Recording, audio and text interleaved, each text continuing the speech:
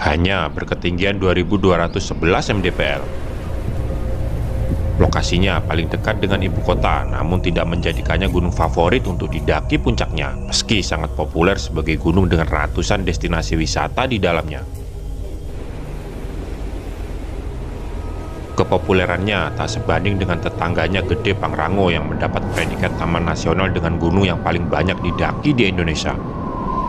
Meski begitu, gunung ini memberi warna dan cerita yang mungkin tak masuk logika untuk gunung semungil ini. Bayangkan saja, untuk gunung yang hanya berketinggian 2000-an mdpl, cerita kelam beberapa pesawat terbang komersil dan latih pernah kandas di gunung ini. Belum lagi cerita-cerita dan mitos-mitos tak masuk logika selalu jadi bahan perguncingan. Tak heran sampai ada yang menyebut bahwa gunung ini adalah gunung yang paling angker di tanah Jawa, khususnya di Jawa bagian barat. Jika tidak mengalami hal mistis, pendaki yang pernah sampai puncak selalu membawa cerita bahwa gunung ini sama sekali bukan gunung yang patut diremehkan meski hanya berketinggian 2211 mdpl. Beratnya trek tanjakan, rimbunnya hutan serta percabangan jalur yang sering membuat pendaki tersesat menjadi cerita dan bumbu tersendiri dari gunung ini.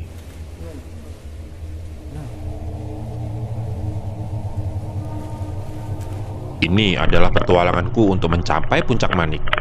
Puncak tertinggi 2211 mdpl, gunung yang dilabeli gunung angker di Jawa Barat, dan semoga saya turun membawa cerita bahwa gunung ini layak untuk didaki. Terutama bagi para pendaki di Jakarta dan sekitarnya yang telah jauh-jauh keliling Indonesia untuk mendaki gunung, sedang di sini ada gunung yang paling dekat dengan ibu kota tapi malah terlupa.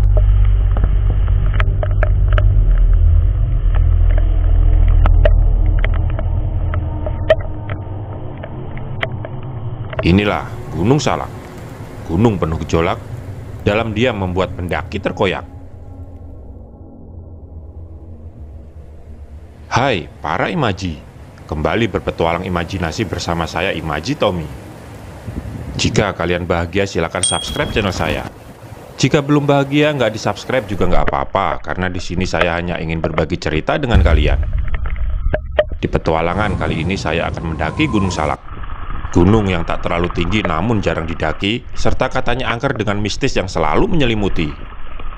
Karena Gunung Salak ini spesial, cerita langsung saya awali dari pos 4 ya, yaitu pos tempat saya ngecamp sebelum melakukan summit attack ke Puncak Manik, puncak tertinggi Gunung Salak.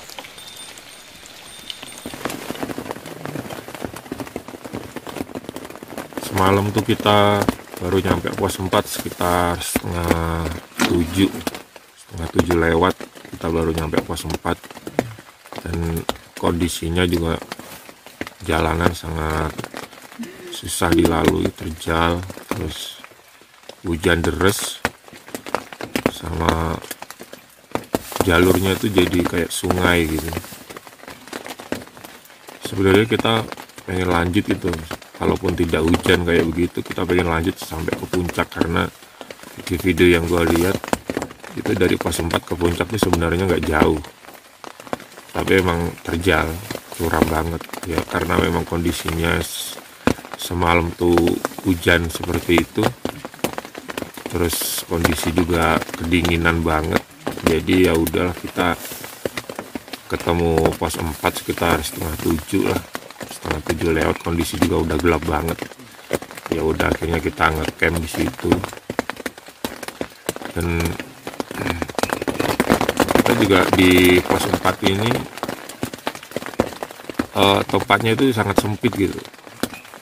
Gua sama Ana sama adik aja bangun tenda itu di akar-akar gitu, jadi buat tidur tuh gak nyaman banget, gak enak banget, karena emang di bawah tuh gak rata banget ya, karena kondisinya emang ada beberapa tenda di sini ya, kita cuma bisa bangun tenda nyempil-nyempil gitu, karena di pos 4 Gunung Salak ini sangat sempit. Sekarang udah menunjukkan jam setengah lewat, tapi kondisinya masih sangat gelap banget di sini. Biasanya setengah 6 gitu kan udah agak kependar putih gitu kan. Ini tapi karena tipe Salak ini hutannya itu sangat rapat, pohonnya tinggi-tinggi. Jadi jam segini itu jam hampir jam 6 kurang 15 lah, ini kondisi masih gelap banget. Ya mungkin ntar kita mau summit kalau udah agak terangan aja, karena kondisi dari semalam gua tidur sampai gua bangun lagi sekarang itu hujan masih belum berhenti gitu. Biarpun nggak deres, cuma hujan-hujan ngereceh tapi terus gitu. Awannya juga dingin banget. Semalamnya menggigil banget karena dingin banget sih. Jadi buat teman-teman yang mau kesini tuh emang harus persiapannya tuh emang harus bener-bener mateng gitu. Jangan disepelein. Salak tuh emang bukan buat main-main. Nggak bisa gitu loh kesini sembarangan lo ngeremehin gunung yang cuma tingginya cuma nggak lebih dari 2100 mdpl, tapi emang Salak ini bukan gunung buat main-main gitu. Jadi emang persiapan lo harus mateng. Dan satu lagi, jangan pernah nekat. Jika kondisi tidak memungkinkan, mending berhenti. Soal suara misterius tadi, walau cuma sebentar, saat proses editing saya mendengar berulang-ulang, rasanya memang tak masuk logika jika menganggap itu suara manusia. Sebenarnya saya malas jika harus menghubungkannya dengan hal mistis. Tapi suka tidak suka itulah yang tertangkap dan terdengar di rekaman, meski kejadian realnya saya tak mendengar apa-apa. Justru saya lebih ngeri kejadian sekitar pukul 3 dini hari saat saya terbangun karena mendengar erangan suara pantera alias macan kumbang tepat di sebelah kanan tenda saya. Namun itu tak bisa saya buktikan karena saya tak punya rekamannya. Dari dua kejadian ini saya sekarang percaya bahwa predikat Gunung Salak sebagai gunung angker dengan kengerian hutan belantaranya bukanlah omong kosong. Ditambah lagi sulitnya jalur pendakian, maka tak berlebihan jika gunung ini mendapat predikat gunung paling ngeri untuk didaki. Lagi, bentar lagi. Oke, lagi.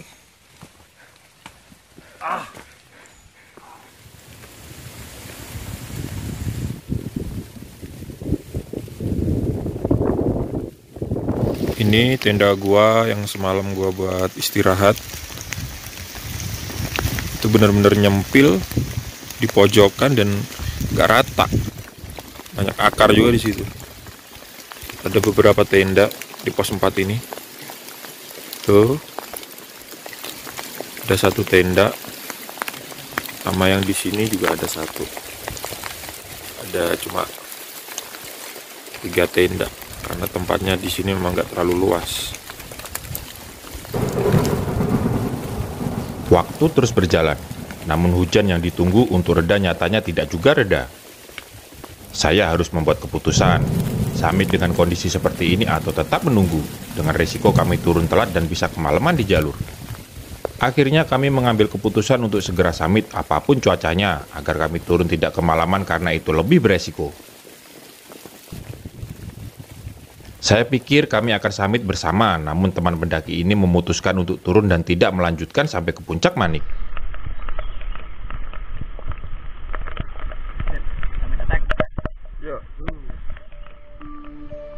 Tepat pukul 8 pagi kami memulai summit attack ke puncak Manik, puncak tertinggi Gunung Salak. Meski hujan tidak sederas kemarin saat kami trekking antara pos 3 ke pos 4, mendaki saat kondisi hujan begini sangatlah tidak nyaman, apalagi dengan tipe jalur seperti Gunung Salak ini. Akan lebih menguras tenaga dibanding dengan kondisi normal atau saat cuaca cerah. Bukan salak namanya jika kalian bisa menebak kondisi cuaca saat mendaki Gunung Salak. Cuaca di Gunung Salak sangatlah susah ditebak. Hujan, angin kencang, atau badai bisa datang kapan saja sesuka-sukanya, bahkan saat musim kemarau sekalipun.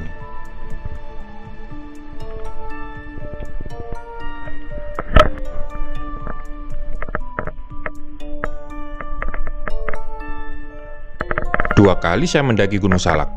Yang pertama dengan tujuan Kawaratu via Pasir Rengit, bahkan di musim kemarau saat itu, saya diguyur hujan sangat deras ketika turun dari Kawaratu hingga base camp.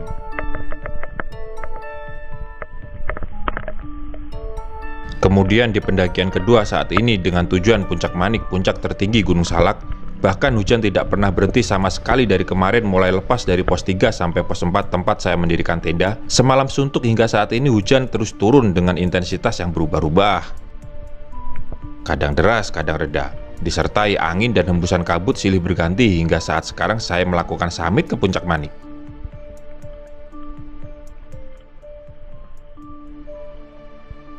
Itu hanya soal cuaca. Soal beratnya jalur tak perlu diperdebatkan lagi, bahwa jalur pendakian Gunung Salak ini merupakan salah satu jalur pendakian dengan tingkat kesulitan dan elevasi yang menantang. Bahkan pendakian Gunung Salak yang hanya berketinggian 2211 mdpl ini disamakan levelnya dengan gunung-gunung yang berketinggian di atas 3000-an mdpl. Tak heran sering kita dengar celutukan para pendaki bahwa pendakian Gunung Salak ini adalah pendakian gunung 2000 rasa 3000.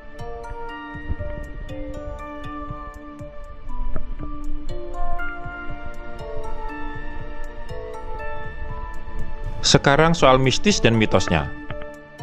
Sudahlah, tak perlu saya bahas lagi. Dua kejadian yang telah saya ceritakan di awal video, yaitu soal suara gaib di luar logika dan mitos bahwa Gunung Salak masih dihuni macan kumbang alias pantera, telah memberi saya gambaran bagaimana sejatinya Gunung Salak ini.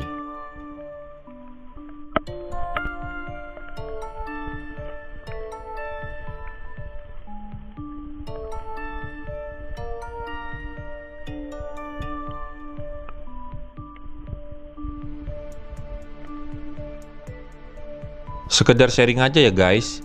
Pendapat saya nih jujur, jika kalian baru memulai hobi mendaki gunung atau mungkin baru 1-2 gunung yang kalian daki, urungkan dulu niat kalian buat mendaki Gunung Salak. Bukan apa-apa nih, biasanya buat yang baru memulai hobi mendaki, bahwa esensinya naik gunung adalah soal view dan keindahan saat mendaki. Bukan soal tantangan atau kebutuhan batin terhadap apa yang akan didapat selain view dan keindahan itu tadi. Nah, di sini saya mencoba menempatkan diri di posisi itu.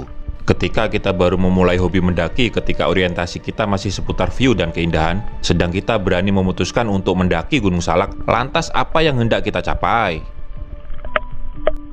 Bicara soal view dan keindahan, jika kalian nonton video saya ini sampai habis, view keindahan macam apa yang kalian harapkan dari Gunung Salak? Yang ada kalian nanti hanya mendapat kejengkelan, kaki sakit, nafas habis, dan view yang monoton dari bawah sampai puncaknya. Atau yang ada nantinya hanya keluhan yang keluar dari mulut kalian tanpa bisa menikmati nikmatnya sebuah pendakian. Jadi saran saya jika kalian baru memulai hobi mendaki dengan orientasi seperti tadi yang sudah saya bahas, pikir 2 kali jika ingin tetap mencapai puncak tertinggi Gunung Salak. Lain soal jika kalian sudah sering mendaki, adalah sebuah kenikmatan tersendiri mendaki Gunung Salak sampai puncak. Faktor keindahan dan view yang diharapkan dari sebuah pendakian menyingkir dengan sendirinya tergantikan dengan kepuasan yang tak terkatakan apabila bisa mencapai puncaknya. Mohon maaf nih ya, jika ada yang kurang sejalan dengan pendapat saya silakan tulis saja di komen. Setidaknya saya di sini menempatkan diri saya sendiri bagaimana rasanya menjadi orang yang baru awal mendaki dan ketika sudah beberapa kali melakukan pendakian. Esensi sebuah pendakian dan tujuan yang ingin dicapai, serta gunung seperti apa yang hendak kita daki. Untuk itu saya membuat video pendakian dari waktu ke waktu dan itulah yang mewakili perasaan saya tentang tujuan sebuah pendakian.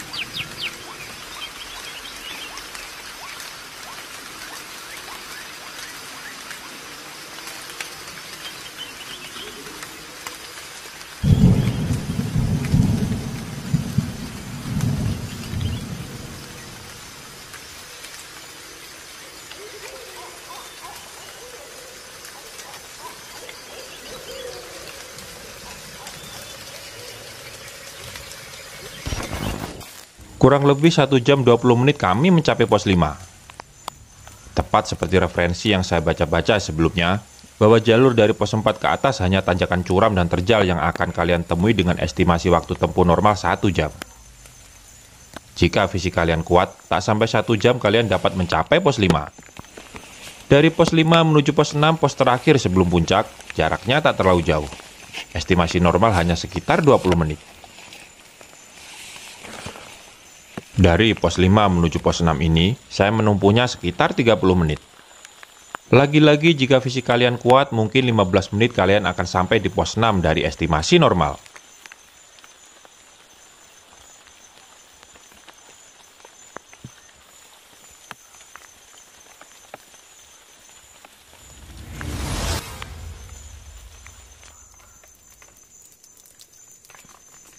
Selangkah lagi mencapai puncak. Terbayang hembusan angin di puncak begitu segar dengan aura kuning merona membangkitkan dahaga rasa. Dari pos 6 menuju puncak, jalurnya masih tanjakan curam dan terjal ditambah jalur batu jingga yang licin kombinasi trek lumpur di beberapa bagian jalur.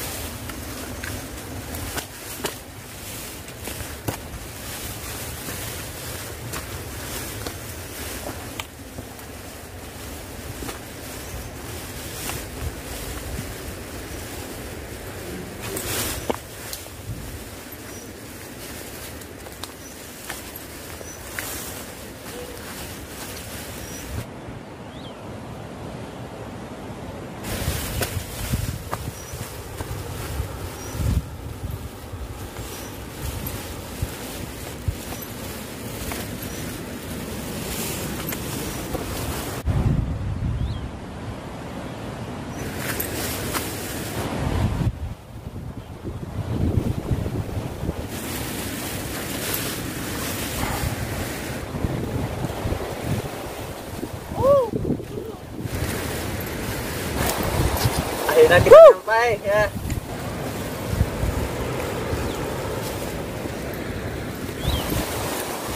(2211) mdpl. Puncak panik salah ya. Ya bahagia rasanya meski hujan-hujan ya. Gunung 2000 rasa 3000. Kebangetan yang bilang Gunung Salak cabai rawit mah kebangetan. Cabai rawit pedes. Ini mah lebih dari cabai rawit. Anjir. Thank you, Anam. Thank you. Thank you, Bang. Adik. Thank you, Anam. Ya. Mantap. Ya.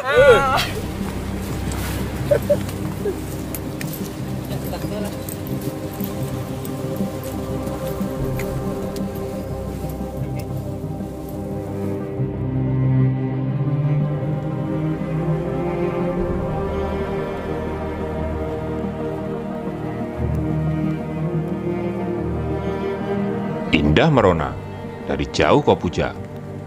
Rupa sebata dari dekat kau hujat. Tak ada raut kegelisahan meski diambang kegalauan. Setitik nadir menjerit pandir di ujung sumir. Tapi siapa peduli? Pedulimu hadir di saat kau merasa terpinggir. Jiwamu merasa getir tapi kau malah menggelar satir. Dari batas keindahan yang kau tebar, kau tetapkan batas sabar. Dirimu lupa apa yang membuat hatimu gusar. Hatimu tertutup rapat namun kau tak sadar. Lalu kau berharap bintang-bintang itu akan jatuh? Bintang tak akan jatuh sebelum kau peluh. Memilah untuk memilih tapi bejana itu tak kau buka. Lantas kau berharap dia yang ada. Maka itu hayalmu di ujung rupa. Dari puncak jenuh, aku berdiri lumpuh. Menatap kosong meski di depan gaduh. Tapi di sini, di tempat sepi, hatiku terisi penuh. Berteman angin, kebebasan yang tak patuh. Siapa bilang aku terkoyak? Aku berdiri tegak di puncak manik, puncak salak. Berteman golak bergelombang dari lembah menuju puncak. Di atas nirwana menjauh dari bising dan pekak.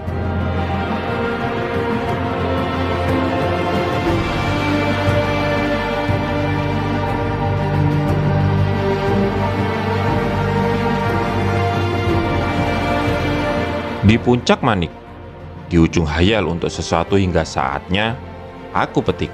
Dari titik peluh titik pusara para penempuh, Gunung Salak yang tak pernah rapuh.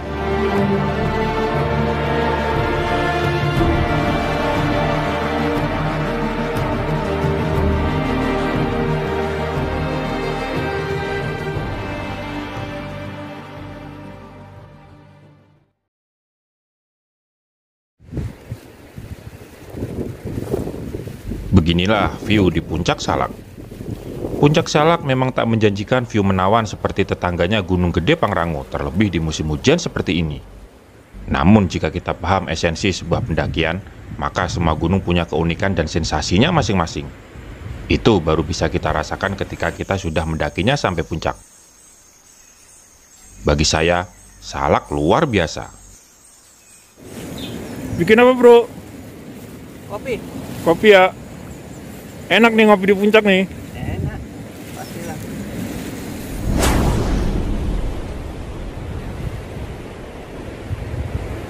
Hembusan angin dari lembah ke puncak yang membawa kabut seperti menciptakan sebuah gelombang terbang yang menakjubkan. Namun jika kalian dengar suaranya agak sedikit ngeri terdengar di telinga. Menakjubkan untuk dilihat, tapi mengerikan bagi kami yang berada di atas saat itu. Dan tiba-tiba kamera yang saya pasang di tripod Ya ampun. Tumbang. angin kencang menjatuhkan kamera saya. Jangan bilang ini mistis ya. Coffee time. Kasihan si Anam sudah menggigil kedinginan. Tapi dasar si Ade bikin kopinya pahit. Sengaja mengerjain Anam ya dek. Kopi Kang. Ya. Dingin. Kopi 2211.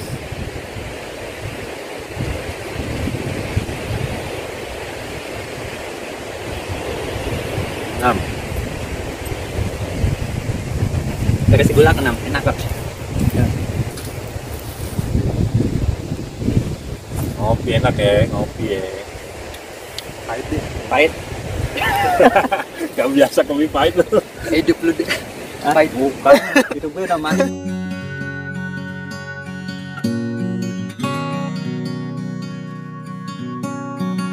Sehitam manis, sepahit getir kopi bisa diartikan berbeda.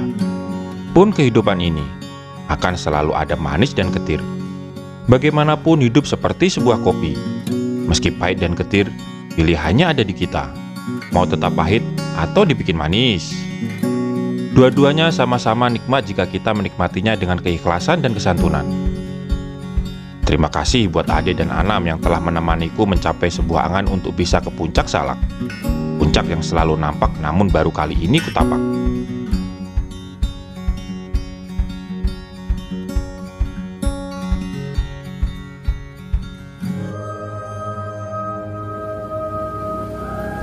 Cerita belum berakhir.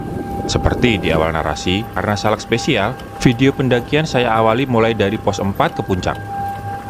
Jangan meremehkan jalur menuju pos 4. Jalurnya tak kalah cetar, yang buat dengkul serasa ambiar. Hati-hati guys.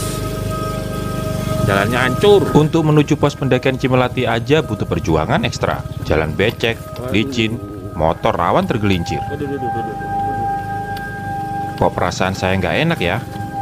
Hancur guys jalannya guys. Jadi ternyata jalan ini nggak bisa dilewatin sama motor. Ini mentok sampai sini. Ternyata tadi gue nanya jalurnya masih turun lagi ke bawah sana, ntar ada belokan ke kanan katanya. Jadi yang di sini buntu. Bener guys, saya tersesat sejauh 2 kilo dari titik map yang saya tuju. Udah jalanan nanjak parah, licin, banyak sekali percabangan. Dan berkendara sendirian seperti ini tak mungkin setiap saat saya bisa membuka maps.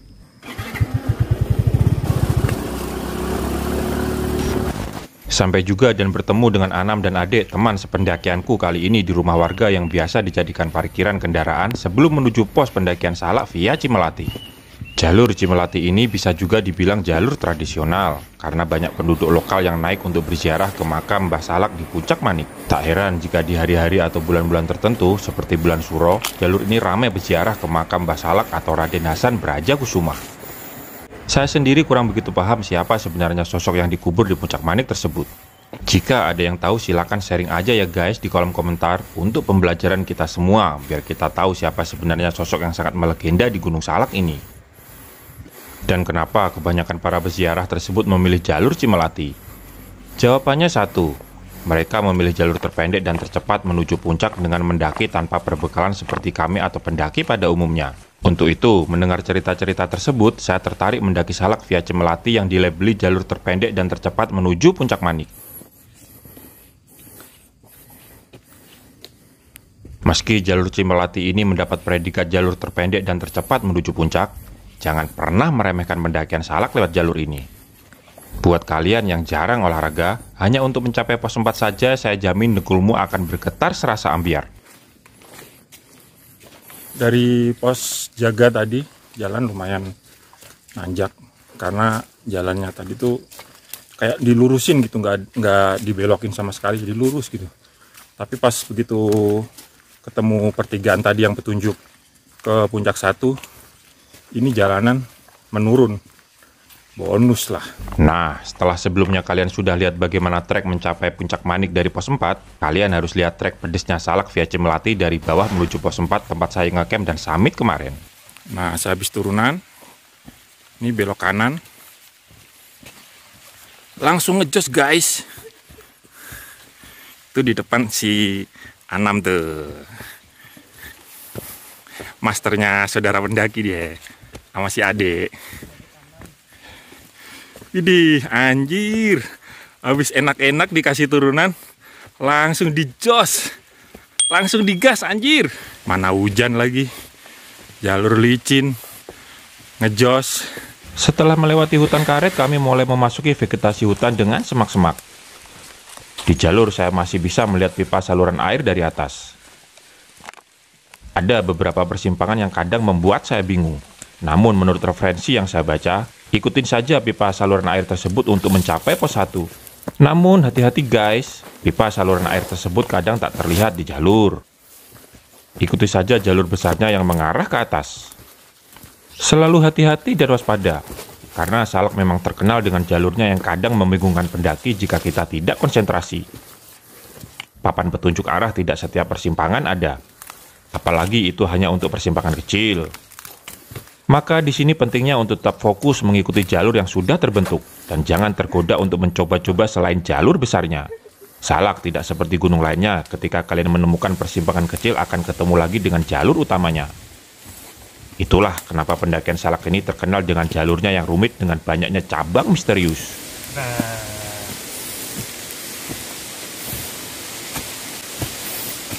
Tiba di area lapang namun gak ada petunjuk apakah ini pos 1 atau bukan. Like and subscribe Anam. Hanya terlihat papan petunjuk ke arah puncak 1. Akhirnya masuk channelnya Anam. Kemungkinan ini adalah pos 1, tapi saya tak bisa memastikan itu.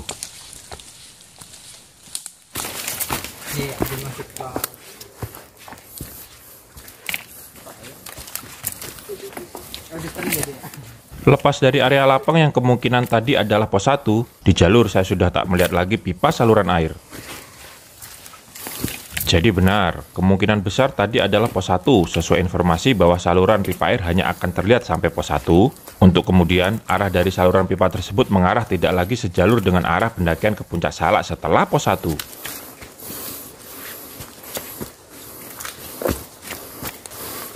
Sepanjang jalur yang telah kami lalui, terlihat vegetasinya berupa hutan hujan tropis dengan ciri khas hutan yang selalu basah. Dan saat ini adalah musim penghujan. Baru memasuki rimbunnya hutan Salak saja, sedari tadi rintik gerimis sudah menemani kami sepanjang trek. Halo. Sebenarnya tidak direkomendasikan ke Salak saat musim penghujan. Saat kemarau saja di hutan Salak sering turun hujan. Apalagi saat musim penghujan seperti ini. Selalu perhatikan jalur dan langkah kalian ya kawan. Jalur pendakian Salak ini didominasi trek licin apalagi jika hujan turun deras. Baru rintik gerimis aja jalur terasa licin dilewati. Edit Anam nanti bang. Yoi, Dia ngajak tuh. Bagusan bang tahun. kan ntar gue belajar sama dia. Aduh, licin ya. Iya. Gue kepleset mulu dari tadi. Aku kalau di batu tadi Apa sepatu gua yang licin nih? Berosot mulu. kapan? Kayak nggak nancep gitu sepatu gua. Wah, minta balik lagi ya. Ini dekat kantor tuh tadi mau promo mulu.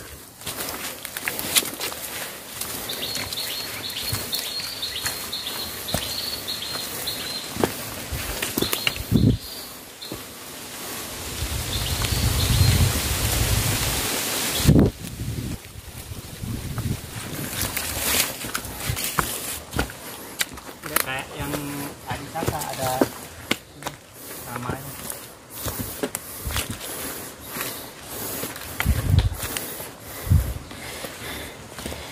Gimana bro?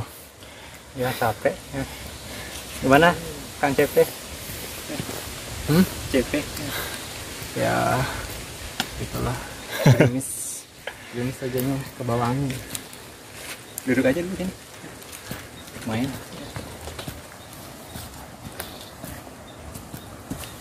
Jadi gue ke Salak itu bertiga.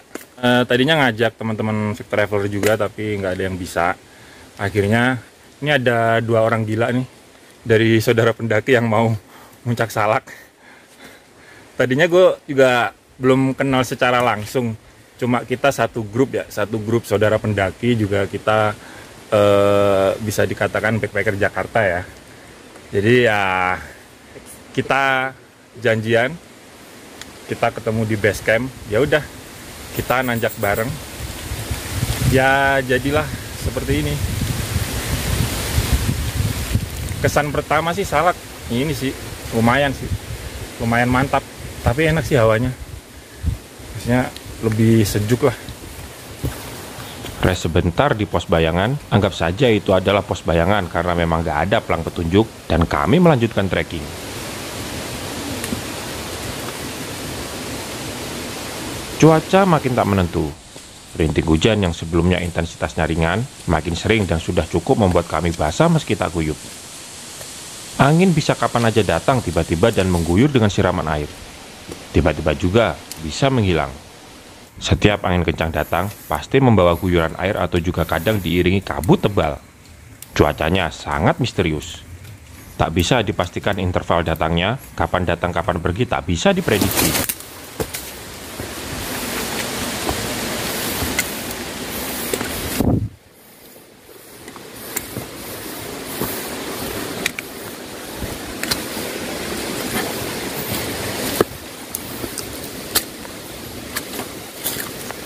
Kami melewati sebuah trek berundak-undak dengan akar-akaran dan tipe tanah liat yang licik. Di beberapa undakan, ketika lutut saya angkat, tingginya sudah sejajar antara perut dan dada. Belum sampai dengkul ketemu muka sih, tapi buat para pendaki, kebayangkan gimana beratnya melewati trek semacam ini dengan beban keril di punggung puluhan kilo atau puluhan liter?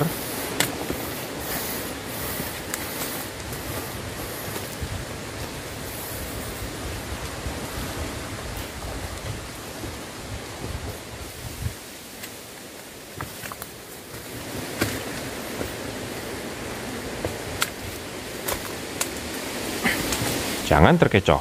Perhatikan juga trek ini, tipe trek tanah liat di depan.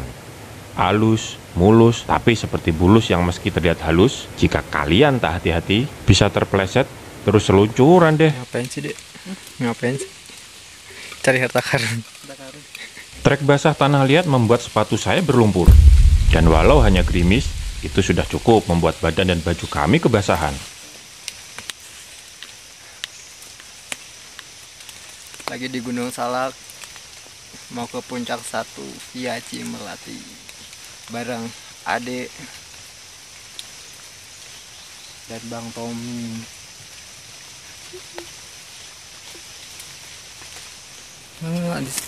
Setelah beristirahat hanya untuk menghangatkan badan sebentar, kami melanjutkan trekking. Rintik gerimis masih setia menemani.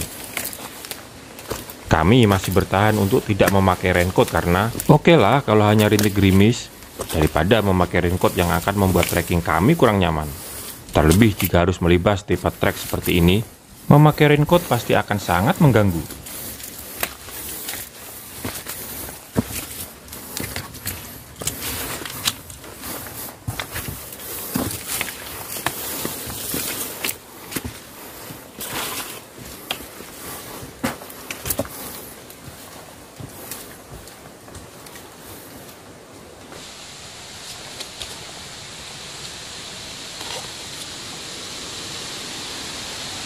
Rintik gerimis sejurus kemudian berhenti, dan jika kalian mendaki Salak, kalian akan terbiasa dengan perubahan cuaca seperti ini. Buat kalian yang baru pertama mendaki, jangan tiru cara kami, yang walau tersapu gerimis meski tak deras, kami masih bertahan dengan tidak memakai raincoat. Bahaya hipotermia bisa kapan saja menyerang dengan kondisi badan yang basah. Terlebih jika tiba-tiba angin kencang datang. Badan basah, angin kencang bisa memicu serangan hipotermia di gunung. Ambil langkah aman saja dengan memakai raincoat agar badan kalian tetap kering dan hangat di tengah cuaca yang sangat tidak menentu di Salak.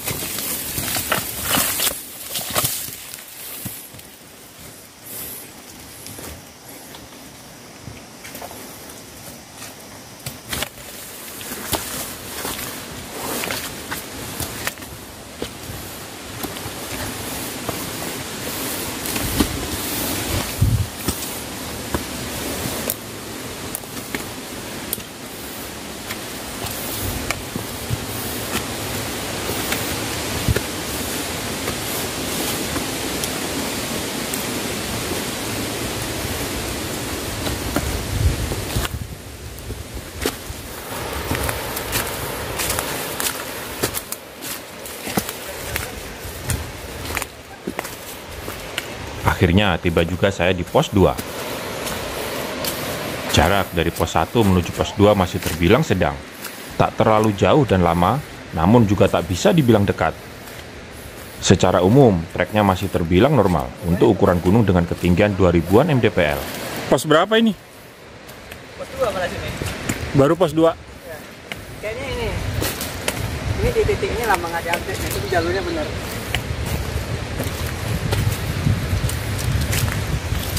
Terjun. Seperti biasa, cuaca bisa sangat hening seperti ini. Namun tiba-tiba angin juga bisa berhembus lumayan kencang seperti ini. Di pos 2 ini sayup-sayup terdengar seperti terdapat air terjun. Dan benar saja, di bawah tebing jurang sebelah kanan jalur terlihat air terjun, meski saya hanya melihatnya samar-samar karena tertutup lebatnya hutan. Saya yakin air terjun tersebut belum terjamah.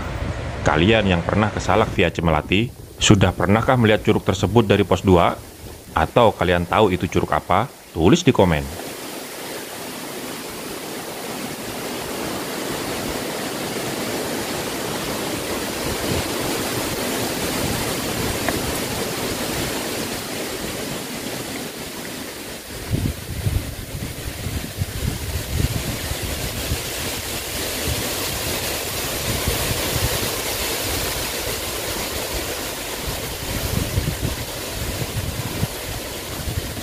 Di pos 2 ini kami juga tak berhenti lama alias keril masih di punggung. Kami melanjutkan trekking menuju pos 3. Dan juga nih Bang. Berbagi informasi aja nih buat kalian yang belum pernah mendaki sama sekali. Ada 2 tipe istirahat, yaitu istilahnya ngeres saat mendaki. Yang pertama, ngeres hanya untuk mengambil nafas barang sejenak. Biasanya dilakukan jika kelompok pendaki berjalan rapat atau masih bisa melihat satu sama lain di trek. Rest tersebut pendaki tidak melepas keril seperti yang kami lakukan di pos 2 tadi. Yang kedua adalah rest dengan melepas keril. Rest tersebut biasanya durasinya agak lama. Itu dilakukan jika pendaki sudah berjalan lumayan jauh. Atau bisa juga jika kelompok pendaki bermaksud menunggu kawan sependakiannya yang berada di belakangnya yang sudah tidak terlihat mata. Nah, ngeres tipe tersebut biasanya dilakukan antar pos. Namun jika kondisi tertentu, salah satunya seperti yang tadi sudah saya sebutkan, rest dengan melepas keril bisa dilakukan dimanapun tergantung kesepakatan antar kawan pendakian. Jadi kesimpulannya buat kalian yang belum pernah mendaki, karena alasan takut capek dengan panjangnya trek, dan mengira bahwa pendakian hanya beristirahat saat di pos saja, itu kurang tepat. Capek, ya berhenti. Ingat, mendaki bukanlah sebuah kompetisi. Atau misalnya kalian takut tersesat di hutan, pendakian zaman sekarang tidak seperti pendakian zaman Orba. Rata-rata trek pendakian sekarang sudah terbentuk dengan jelas. Atau misal untuk lebih meyakinkan, kalian bisa menggunakan teknologi Google Tracking seperti di pendakian ini. Ade, kawan pendakian saya, kali ini menggunakan Google Tracking offline. Jadi kami merasa aman di jalur yang benar.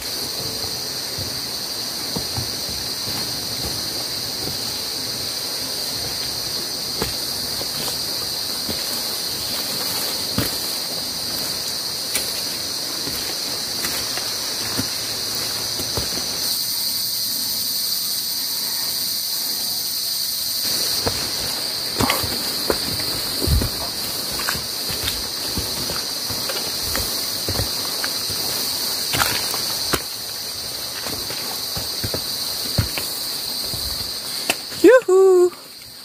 Pos 3. Pos 2 menuju pos 3 ini jaraknya lumayan pendek dengan trek yang sangat nyaman dilewati. Tidak ada tanjakan yang benar-benar menguras tenaga. Tanjakan normal dan saya menempuhnya kurang dari 25 menit. Pos 2 ke pos 3 cuma 20-an menit, 25 menit.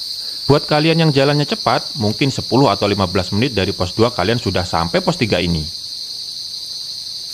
Di pos 3 ini kami juga hanya berhenti sesaat tanpa melepas keril untuk kemudian lanjut menuju pos 4. Menurut GPS tracking yang Ade bawa, pos 3 ke 4 inilah yang memiliki jarak tempuh lumayan jauh dengan tipe tanjakan yang bisa dibilang membuat dengkul bergetar.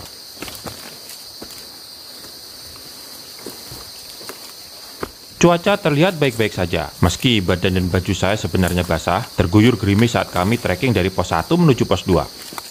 Saya hanya berharap cuaca akan terus seperti ini sampai pos 4. Tenang, nyaman, tanpa kabut, dan angin hanya semilir sepoi yang kadang diiringi dengan kicau burung hutan nan sahdu.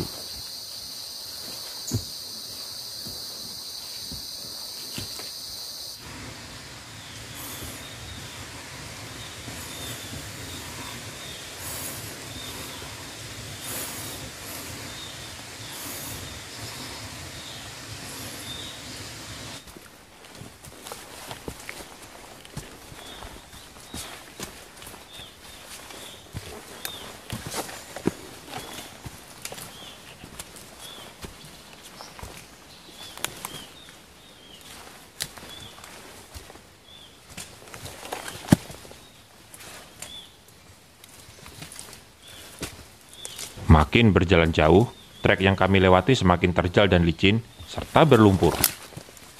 Namun cuaca masih bersahabat sejauh ini. Beberapa tanjakan yang kami lewati, posisi dengkul saya sudah hampir sejajar dengan kepala saya. Beruntung akar-akaran di sekitar bisa saya jadikan pegangan buat naik.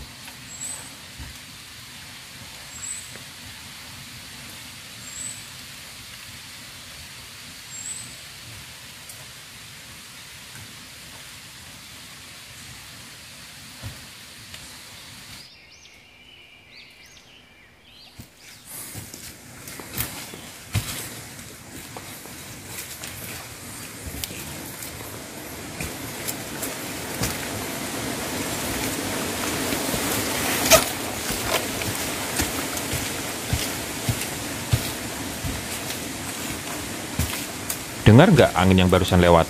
Itu belum termasuk angin yang kencang. Tiba-tiba suasana kembali hening. Perasaan ini seperti dimain-mainkan. Kadang ditarik, kadang diulur. Sebegitu tegakah kamu mempermainkan rasa ini? Apakah ini harga yang memang harus saya bayar untuk mencapai puncak kasih sayang? Tapi saat ini saya sedang mendaki, tidak sedang mengiringi hati. Yang kadang rindu, tapi seringnya semu. Dengkul ketemu otak. Otak ketemu kepala.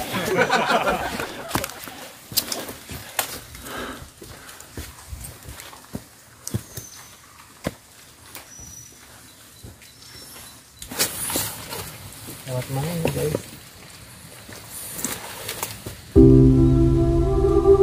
Titik-titik kecil air mulai kembali turun dari langit.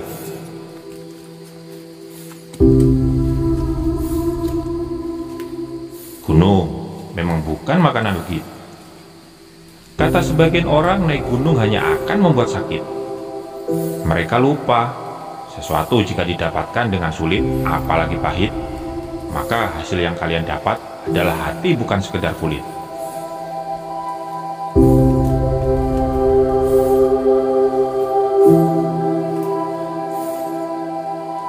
Percuma mendapatkan hati jika itu diraih dengan gampang. Dijamin, gak lama dari itu, kalian akan cepat terbuang.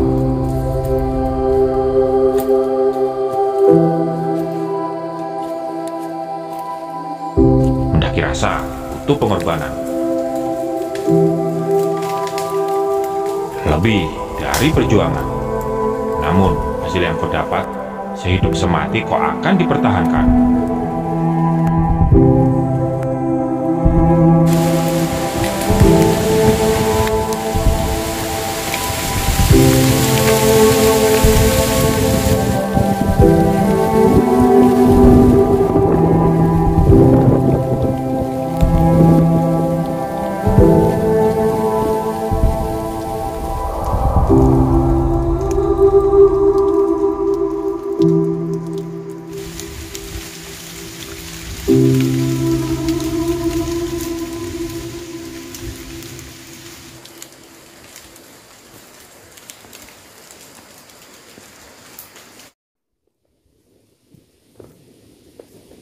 Sejauh trek kami lewati, kondisi jalur masih sama.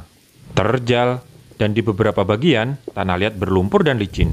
Dipadu dengan akar-akaran yang sebenarnya justru itu menguntungkan karena kami bisa berpegangan dengan akar tersebut. Sedang air yang jatuh mulai kembali tak beraturan. Kadang hanya titik-titik kecil, tak jarang pula rintik gerimis padat yang membuat basah. Sepertinya hujan deras sebentar lagi turun.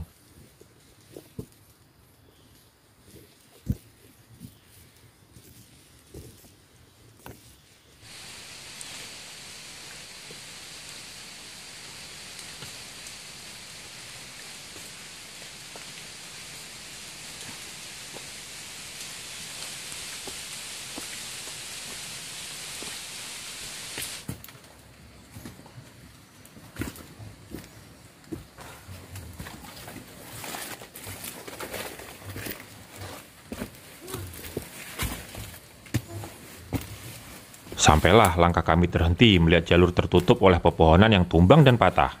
Kami hanya membawa pisau kecil, tak mungkin untuk menebas pohon yang menghalangi jalur. Akhirnya kami harus merayap satu persatu dengan beban keril yang masih di punggung. Turun lagi. Tetap lagi turun. Lagi naik. Maju. Lagi. Bentar lagi. Oke. Lagi. Sesuatu banget jika nemuin jalur seperti ini. Seperti pengalaman saya saat summit Pangrango, bedanya sekarang dengan membawa keril, sensasi yang dirasakan pun berbeda.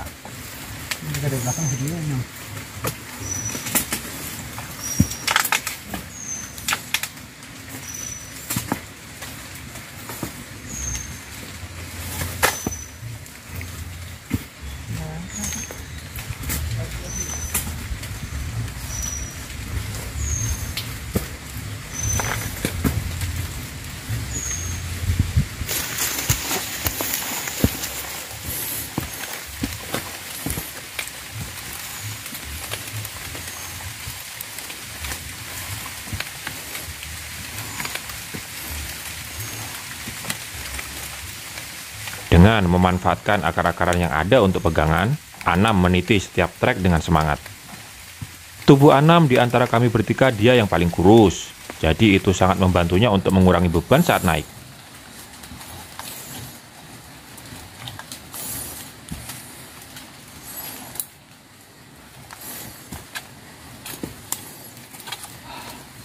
Sedangkan Ade di pendakian ini berfungsi ganda.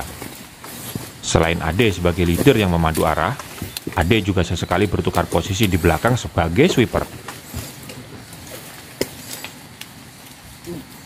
Meski trek Salak terkenal dengan jalurnya yang sangat menantang dan tak jarang banyak yang bilang Salak adalah gunung terangker, khususnya di Jawa Barat, tapi di pendakian ini saya sangat terbantu dengan kawan pendakian saya kali ini.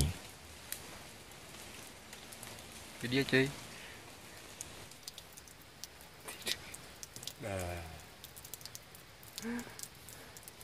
Lelah ya, Bang. Kami mengambil rest di jalur, rebahan bareng sebentar, dan sesekali melihat ke langit saat kabut datang. Suasana hutan dengan pohon-pohon yang menjulang tinggi dari bawah ke atas terlihat begitu epik dengan gradasi putih menawan. Terlihat serem gak sih?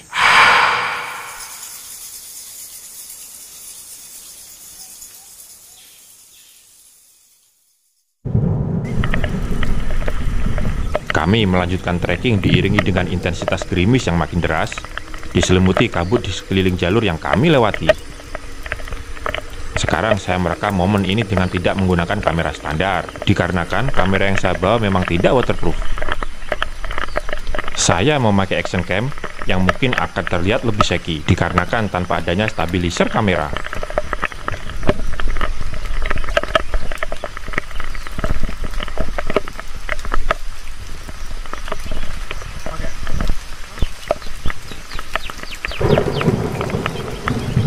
Intensitas hujan mulai sedikit deras. Anam dan adik pun berinisiatif untuk memakai raincoat. Sedang saya bertahan untuk tidak memakai raincoat dengan alasan itu membuat saya kurang nyaman saat trekking di gunung. Lagian menurut saya, badan dan baju saya sudah kepalang basah sedari tadi saat gerimis mengguyur.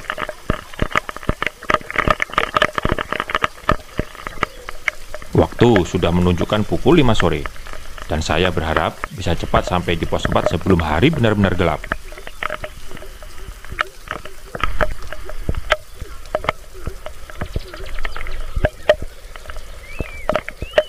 Setelah Anam dan adik selesai memakai raincoat, kami kembali trekking dengan guyuran hujan yang sedikit lebih deras. Sekali lagi, jangan meniru apa yang saya lakukan ya guys, terutama buat kalian yang baru pertama melakukan kegiatan pendakian. Trekking di tengah hujan dengan tidak memakai raincoat sangat rawan terserang hipotermia. Rasa dingin menggigil jika kalian belum terbiasa, itu sangat berbahaya, terlebih jika kondisi kalian dalam keadaan lemah.